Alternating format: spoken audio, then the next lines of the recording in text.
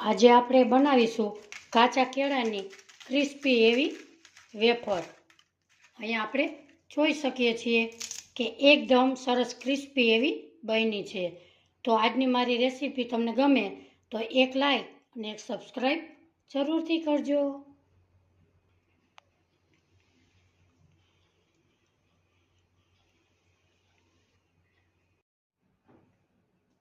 હાલો, જય શ્રી કૃષ્ણ। મારા કિચનમાં બધાનું હાર્દિક સ્વાગત છે। આજે આપણે બનાવીશું કાચા કેળાની વેફર। સૌપ્રથમ મેં કાચા કેળા લીધા છે 4 નંગ। એને આપણે સૌપ્રથમ આવી રીતે એની છાલ ઉતારી લેશું। સૌપ્રથમ એકદમ સરસ આવી રીતે છાલ ઉતારી લેશું।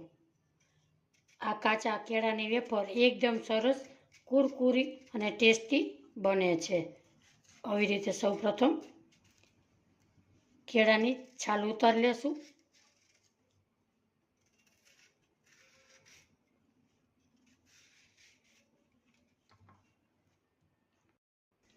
આપણી કેળાની છાલ એકદમ ઉખડી ગઈ છે। હવે બે બાજુથી કટ લગાવીશું। આપણે એક બાજુ ગેસ ઉપર તેલ ગરમ કરવા મૂકી દીધેલું છે। તમે સીધી રીતે પહેલાં તેલમાં પાડો તો પણ ચાલે અને આવી રીતે પાડો તો પણ ચાલે। અહીંયા આપણે પતલી પતલી એવી કેળાની વેફરને આપણે પાડી લેશું। આપણે આજે 2 કલરની વેફર કરીશું। આવી રીતે આપણે કેળાની વેફર પતલી પતલી પાડી લેશું। નાના મોટા સૌને ભાવે એવી આજે આપણે કેળાની વેફર પાડીશું। આપણું તેલ એકદમ ગરમ થાય ત્યાં સુધીમાં આપણે આ વેફર પાડી લેશું। હાથમાં ન લાગે એની આપણે કાળજી રાખીશું। તમે ગોળ પાડશો તો ગોળ પડશે અને ત્રાસું પાડશો તો તમારું કેળાની વેફર ત્રાસી પડશે। આવી રીતે આપણે વેફર બધી પાડી લીધી છે। હવે આપણે તેલ તરફ જઈએ। આપણું તેલ એકદમ સરસ ગરમ થઈ ગયું છે। એક નાખી અને જોઈ લઈએ। તેલ હંમેશા ફાસ્ટ ગેસે જ આપણે તરીશું। એક આવી રીતે આપણે ઉમેરતા જઈશું। આ વેફર ખાવામાં ખૂબ જ સરસ ટેસ્ટી બને છે। આવી રીતે આખા કેળાની વેફરને આપણે અંદર ઉમેરી દેશું। ગેસની ફ્લેમ ફાસ્ટ જ રાખીશું।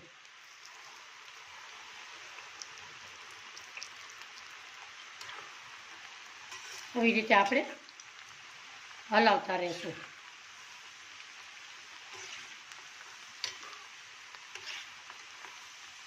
આ કેળાની વેફર સરસ ટેસ્ટી બને છે। તમે પણ ચોક્કસથી ટ્રાય કરજો। એકદમ સરસ ક્રિસ્પી ક્રિસ્પી બને છે।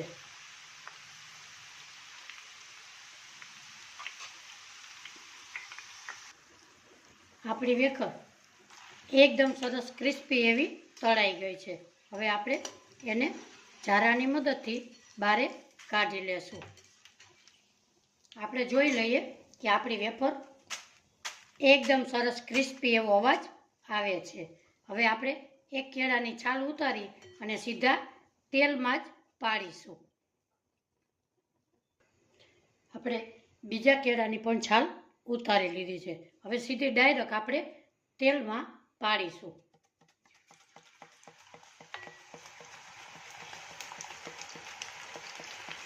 આવી રીતે પાડવાથી એકદમ ચોટશે પણ નહીં અને એકદમ સરસ ક્રિસ્પી એવી બનશે।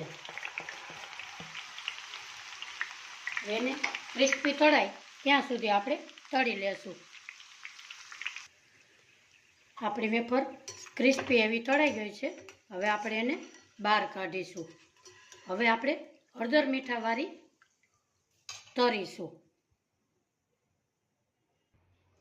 વેફરને કલરફુલ બનાવવા માટે આપણે એક બાઉલ લેશું। એમાં આપણે 1 ચમચી મીઠું ઉમેરીશું, અડધી ચમચી હળદર નાખીશું અને થોડુંક એવું પાણી નાખીશું। એને આપણે મિક્સ કરી લેશું। આપણું પાણી તૈયાર છે। હવે આપણે આગળની પ્રોસેસ કરી લઈએ। આપણું તેલ ગરમ છે જ. હવે આપણે એમાં કેળાની છાલ ઉતારી છે અને આવી જ રીતે અંદર સીધા આપણે વેફરને પાડીશું. હવે કલર ક્યારે હળદરવાળો નાખવું, હળદર ને મીઠાવાળું પાણી, એ હું તમને હમણાં બતાવીશ. અહીંયા આપણે વેફર પાડી લીધી છે. ગેસની ફ્લેમ ફાસ્ટ જ છે. 2 મિનિટ ફાસ્ટ રહેવા દેવાની. 2 સેકન્ડ પછી ગેસની ફ્લેમ ધીમી કરવાની.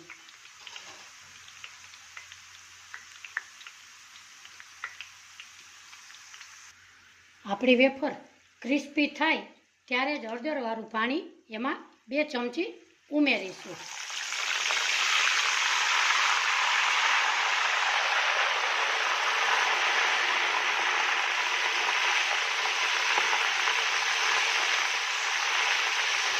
આપણી વેફર એકદમ સરસ કલરફુલ થશે.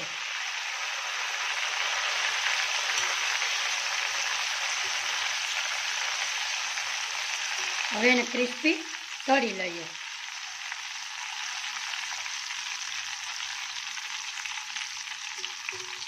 આપણી વેફર સરસ થઈ ગઈ છે, ક્રિસ્પી.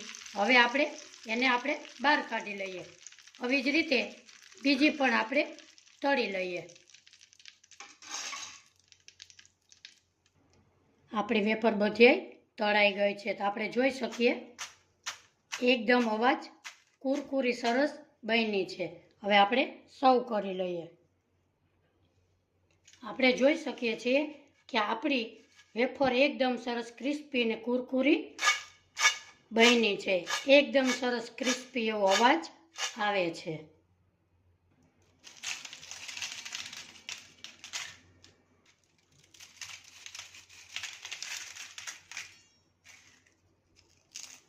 આજની મારી રેસીપી તમને ગમી હોય તો લાઇક, શેર ને સબસ્ક્રાઈબ જરૂરથી કરજો. કોમેન્ટ બોક્સમાં જરૂરથી જણાવજો આજની મારી કેળાની વેફરની રેસીપી તમને કેવી લાગી. ફરી મળીશું એક નવી રેસીપી સાથે. ત્યાં સુધી બધાને મારા જય શ્રી કૃષ્ણ.